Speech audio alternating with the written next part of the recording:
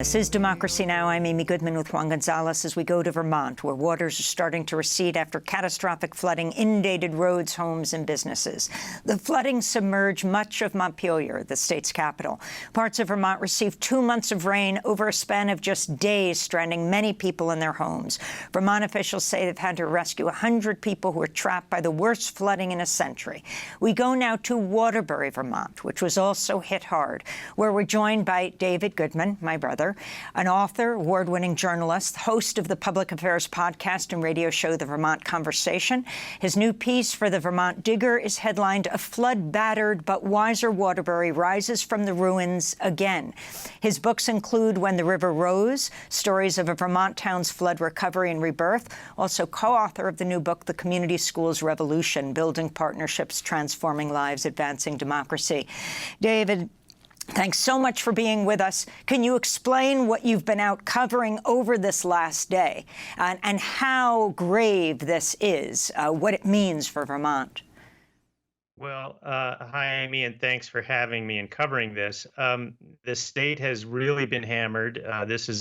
The governor has described it as historic and catastrophic floods. This is the second so-called 100-year flood that has taken place in 12 years. My town, Waterbury, which is just about 15 minutes from the state capital, was submerged in 2011 after Hurricane Irene. And again, yesterday, although yesterday in Waterbury was not as devastating as it was, the state capital, Montpelier, was inundated yesterday. So the streets were completely flooded. Also, the neighboring city of Barry and southern Vermont was also hit. So there were up to 9 inches of rain fell in parts of Vermont, over the last few days.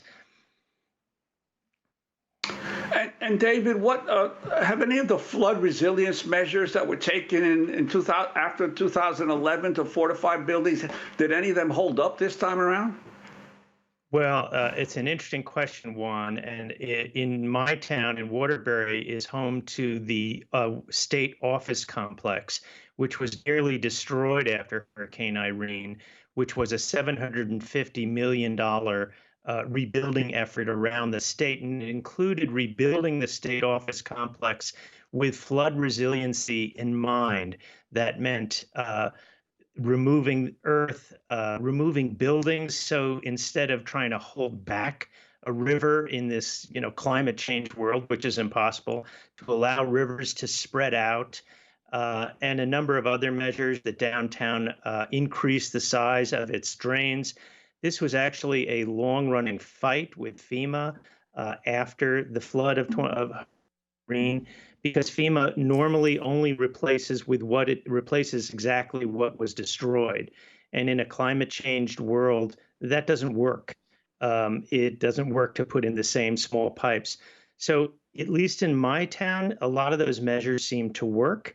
The state complex was spared, and our downtown was flooded. 40 homes were flooded, 6 businesses, but many of them were not as inundated as they were a dozen years ago. That is not the case in Montpelier and Barry, which really had historic destruction.